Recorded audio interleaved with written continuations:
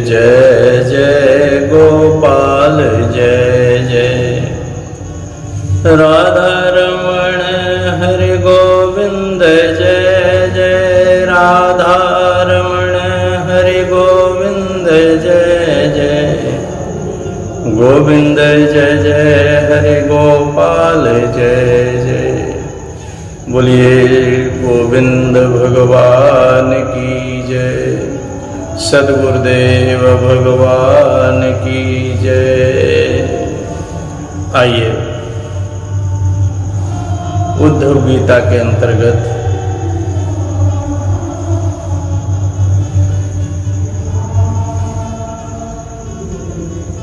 आप भाग 14 में प्रवेश करें। उद्धव गीता के अंतर्गत श्रीमद् भागवत के अंतर्गत एकादश स्कंद के अंतर्गत उद्धव जी ने पूछा भगवान श्री कृष्ण से, भगवान यह जीव देह आदि रूप गुणों में ही रह रहा है, जीव गुणों में रूप में ही रह रहा है, फिर देह से होने वाले कर्मों या सुख दुख आदि रूप फलों में क्यों बंधता है? ये क्यों बनता है? बंधन क्यों हो जाता है इसका? अथवा यह आत्मा गुणों से निर्लिप्त है तो देह आदि के संपर्क से सर्वथा रहित क्यों है? फिर इससे बंधन की गति कैसे होती है? तीसरा प्रश्न है, बंधन अथवा मुक्त पुरुष कैसा बर्ताव करता है?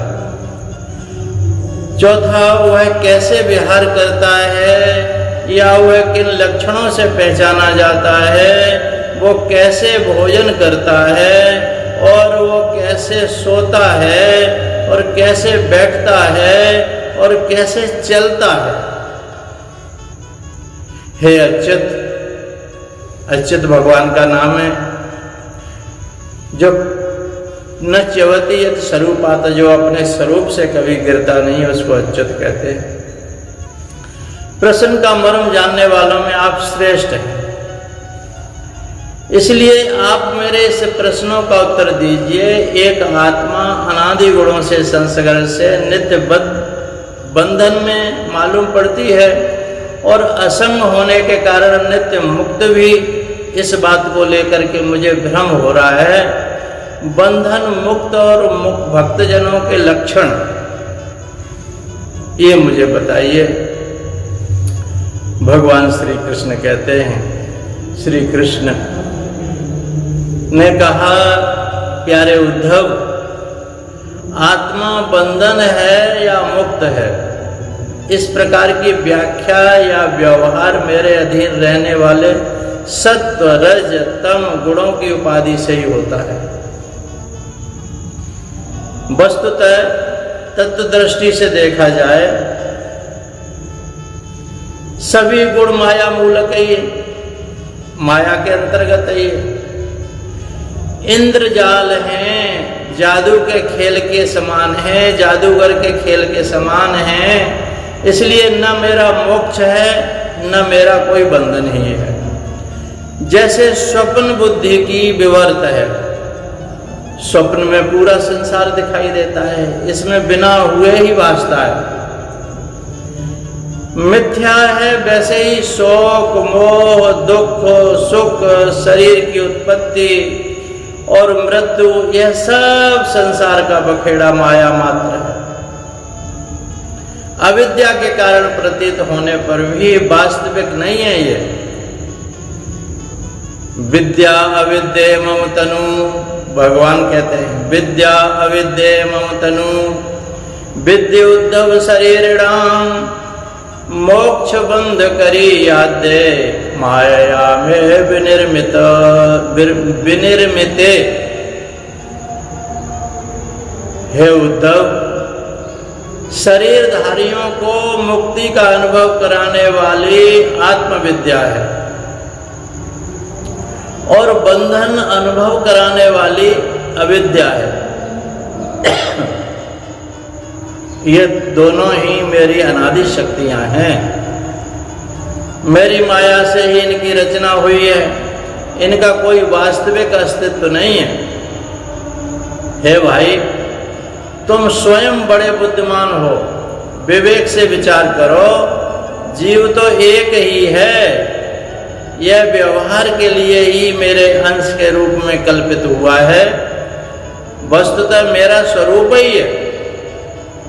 भगवान कृष्ण कहते हैं मेरा स्वरूप ही है, ईश्वर अंश, जीव अविनाशी। आत्मज्ञान से संपन्न होने पर उसे मुक्त कहते हैं। आत्मज्ञान से जब आत्मा का ज्ञान हो जाता है तो वो मुक्त कहलाता है, और आत्मा का ज्ञान न होने से बंधन, और यह अज्ञान अनादि होने से बंधन भी अनादि कहलाता है। इस प्रकार मुझ एक ही धर्मी में रहने पर भी जो शोक और मोह आनंद रूप विरुद्ध धर्म हैं जान पड़ते हैं, उनका बंधन और मुक्त जीव का भेद मैं बतलाता हूं। वह भेद दो प्रकार का है। कितने? दो प्रकार का। एक तो नित्य मुक्त ईश्वर जीव का भेद, और दूसरा है मुक्त बद्ध जीव का भेद। पहला सुनो, जीव और ईश्वर बंधन और मुक्त के भेद से भिन्न भिन्न होने पर भी एक ही शरीर में नियंता और नियंत्रित के रूप में स्थित हैं। एक ही शरीर में जीव भी रह रहा है, ईश्वर भी रह रहा है। भगवान कहते हैं सुपर्णा बेतो सदृशो शखायो यदृच्छेतो कीदनीटो नीडो च विरुच्छे एकस्तयो खादति पिप्पलान्नम अन्यो निरन्यो पिबले न भूयात्। हे उद्धव, ऐसा समझो, देखो कि एक शरीर एक वृक्ष है। ये शरीर क्या है? एक वृक्ष है। भगवान समझा रहे हैं, इसमें हृदय का घोंसला बना हुआ है, हृदय रूपी घोंसला है, और बनकर जीव और ईश्वर नाम के दो पक्षी इसमें रह रहे हैं। वे दोनों चेतन होने के कारण समान हैं, एक जैसे हैं, कभी न बिछुड़ने वाले शाश्वत सखा हैं। इनके निवास करने का कारण केवल लीला ही है, केवल लीला।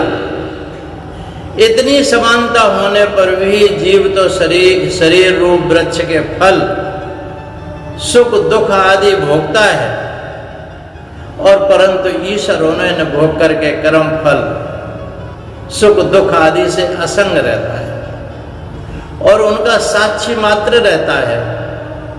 अभोक्ता होने पर भी ईश्वर की यह विलक्षणता है कि वह ज्ञान, ऐश्वर्य, आनंद और सामर्थ आदि में भोक्ता जीव से बढ़कर है।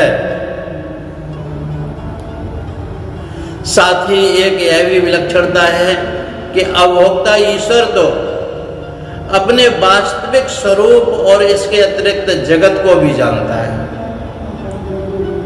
जो ईश्वर है वो अपने वास्तविक स्वरूप को भी जानता है, और इससे विलक्षण जो है जगत को भी जानता है, अतिरिक्त जगत को भी जानता है, परंतु भोक्ता जीव न अपने वास्तविक स्वरूप को जानता है और न अपने से अतिरिक्त जगत को ही जानता है।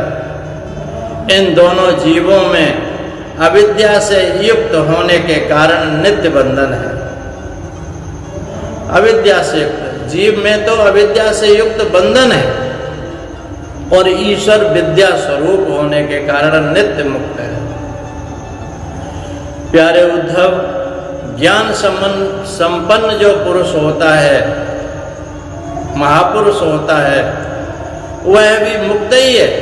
जैसे स्वप्न टूट जाने पर जगा हुआ पुरुष स्वप्न के स्मरण मात्र शरीर से कोई संबंध नहीं रखता, कोई संबंध नहीं रखता, वैसे ही ज्ञानी पुरुष सूक्ष्म और स्थूल शरीर से में रहने पर भी उनसे किसी प्रकार का संबंध नहीं रखता।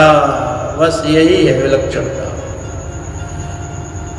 परंतु अज्ञानी पुरुष वास्तव में शरीर से कोई संबंध न रहने पर भी, संबंध तो शरीर से अज्ञानी का भी नहीं है, ज्ञानी का भी नहीं है।